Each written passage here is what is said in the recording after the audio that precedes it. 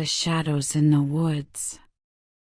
Follow a group of brave teenagers as they venture into the dark and dangerous forest, uncovering the secrets that have been hidden for years. Will they be able to survive the spirits seeking revenge, or will they become the next victims of the shadows in the woods?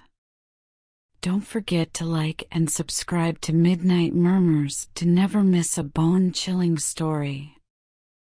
The shadows in the woods. Chapter 1: The Woods Come Alive. Welcome, dear reader, to the town of Millfield. Let me paint a picture of this quiet, idyllic town nestled in the heart of the forest. The trees tower above the houses, creating a canopy of leaves that rustle in the breeze.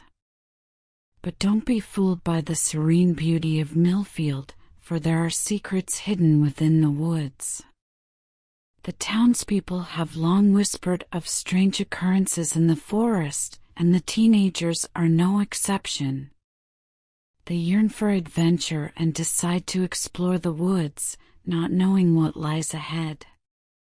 As they enter the forest, the trees seem to come alive, their branches swaying and creaking as if they were whispering to one another. The shadows move in the darkness, and the teenagers feel a sense of unease. Despite their fear, the teenagers continue deeper into the woods, their curiosity getting the better of them.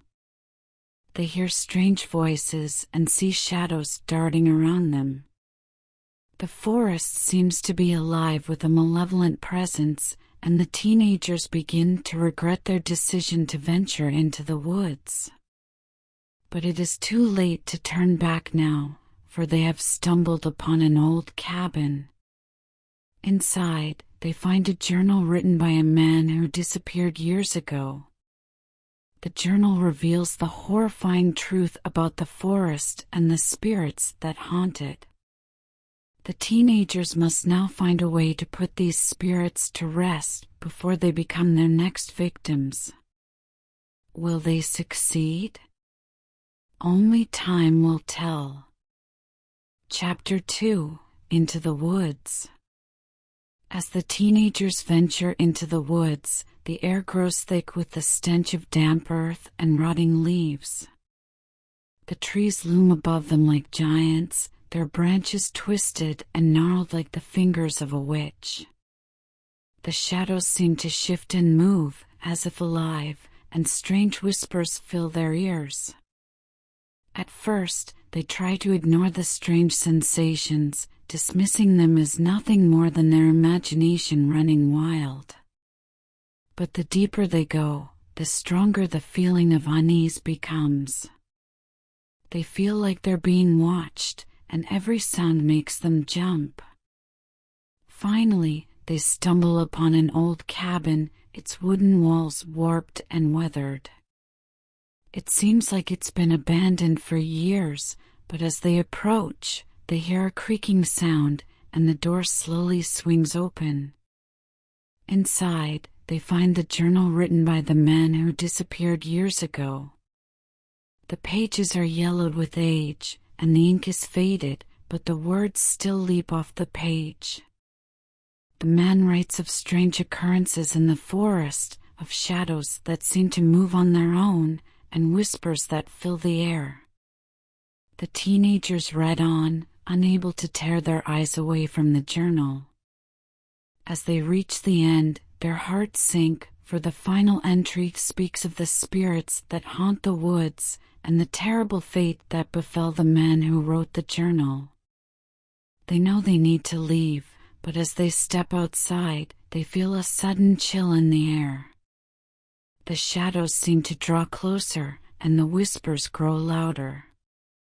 They realize too late that they've entered a realm beyond their understanding, a world of spirits and shadows, where they are not welcome.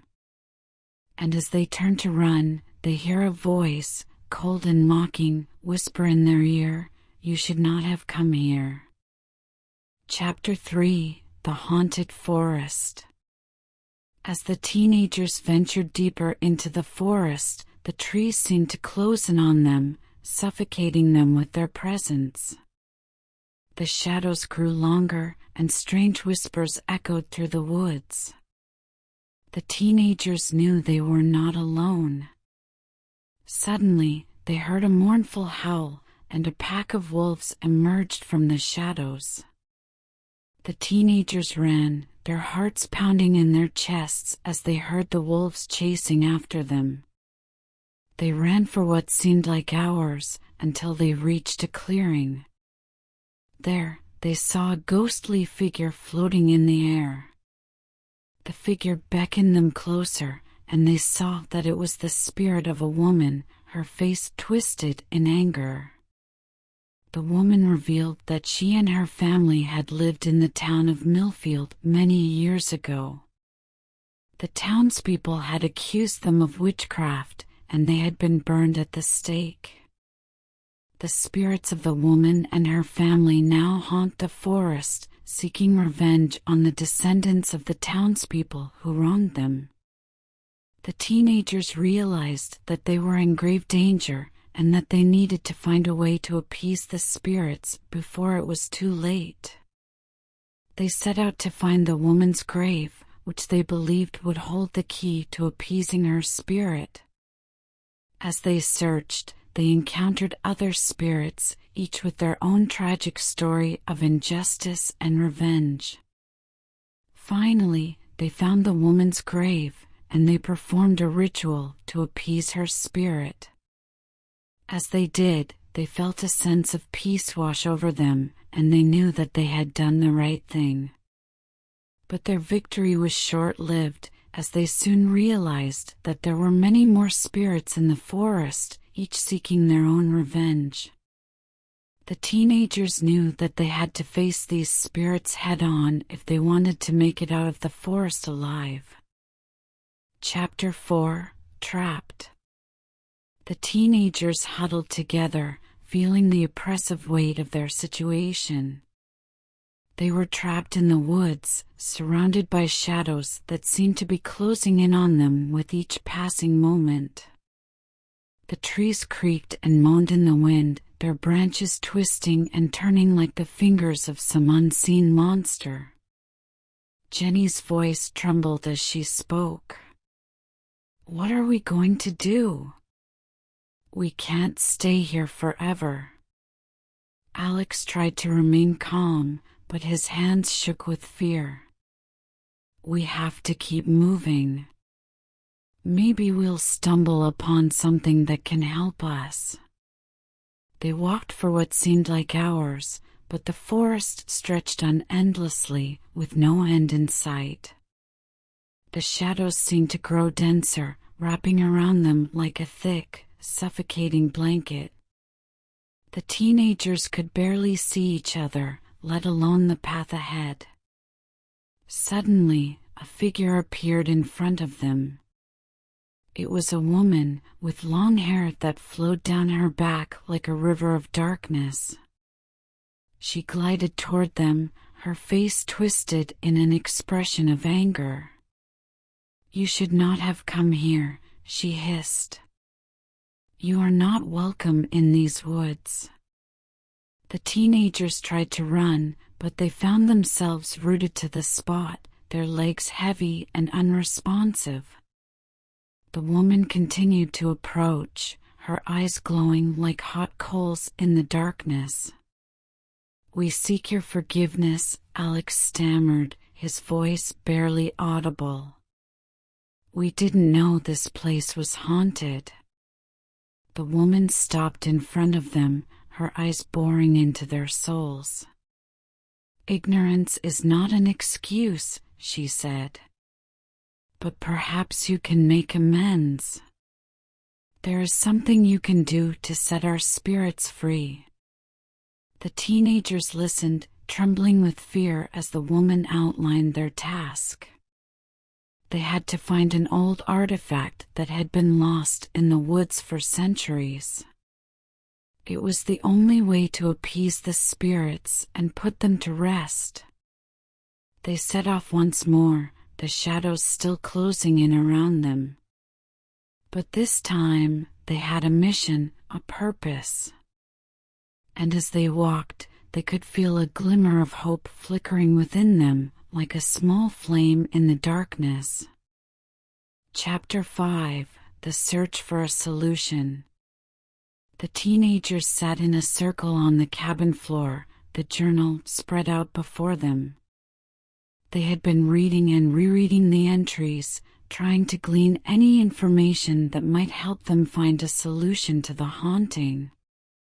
It was a difficult task, but they were determined to find a way to put the spirits to rest. As they read through the journal, they began to notice a pattern. The spirits seemed to be seeking revenge for a wrong that had been done to them by the townspeople. The question was, what had happened? They searched through the pages of the journal, looking for any clues that might help them solve the mystery. Hours passed as they pored over the journal, their eyes growing heavy with fatigue. But they refused to give up, determined to find a solution before it was too late.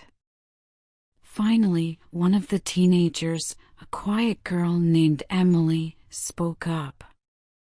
"I think I may have found something," she said, her voice barely above a whisper. "Here, read this." The group leaned in as Emily pointed to a passage in the journal. It described a group of townspeople who had burned down a cabin in the woods, killing the family inside. The spirits that haunted the forest were the vengeful ghosts of that family, seeking revenge for their unjust deaths. The group sat in stunned silence as they realized the horror of what had happened. But they knew that they couldn't just leave the spirits to continue their haunting. They had to find a way to make things right. The group spent the rest of the night discussing different ways to put the spirits to rest. They came up with a plan to hold a ceremony in the forest, offering prayers and apologies to the ghosts of the family that had been killed. They hoped that this would be enough to appease the spirits and finally put them to rest. The teenagers knew that their plan was risky, but they were willing to do whatever it took to end the haunting. As they drifted off to sleep that night, they prayed that their plan would work and that they would finally be able to leave the forest and return home safely. Chapter 6: The Final Battle. The air was thick with tension as the teenagers prepared themselves for the final battle. They had learned a lot about the spirits and what they wanted, and they were ready to put that knowledge to use. But they also knew that this would not be an easy fight. The spirits had grown more powerful as their anger and resentment had festered over the years. They were determined to get their revenge, and they would stop at nothing to achieve it. The teenagers knew that they had to be smart and strategic if they were going to stand a chance. As they made their way deeper into the woods, they could feel the presence of the spirits all around them. The shadows seemed to move and shift, and the trees rustled with an otherworldly energy. The teenagers could hear whispers and voices, taunting them and trying to frighten them. But they refused to be intimidated. They stood their ground and prepared to face their foes. And then the battle began. The spirits were relentless, attacking the teenagers with all their might. But the teenagers were ready. They fought back with everything they had, using the knowledge they had gained to weaken the spirits and break their hold on the forest. For hours, they battled. The sounds of their struggle echoed through the woods as they fought with all their might. And then, finally, the spirits began to weaken. One by one, they faded away, disappearing into the shadows from which they had emerged. The teenagers stood triumphant, exhausted but elated. They had won the battle, and they had put an end to the haunting. As they made their way back to Millfield, they knew that they had changed the town forever. They had faced their fears and emerged victorious, and they had shown that even the most terrifying of things could be conquered with bravery and determination. Thank you for joining us for this spooky journey through the shadows in the woods on Midnight Murmurs. We hope you enjoyed this spine-chilling tale of hauntings and spirits seeking revenge. Don't forget to like and subscribe to our channel for more thrilling stories like this one. And if you have any suggestions for future stories or feedback, please leave them in the comments below. Stay tuned for more Midnight Murmurs, where the darkness comes alive.